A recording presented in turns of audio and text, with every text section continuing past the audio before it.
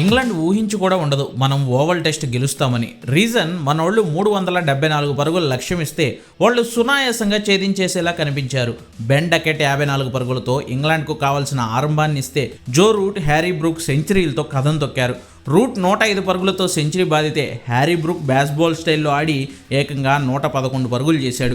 ఓ దశలో 301 పరుగులకి కేవలం 4 వికెట్లు మాత్రమే కోల్పోయిన ఇంగ్లాండ్ 362 పరుగులకి ఆలౌట్ అయిపోతుందని ఎవ్వరూ అనుకోలేదు. కానీ అటు మహమ్మద్ సిరాజ్, ఇటు ప్రసిద్ధ్ కృష్ణ మాత్రం పట్టు వదలలేదు.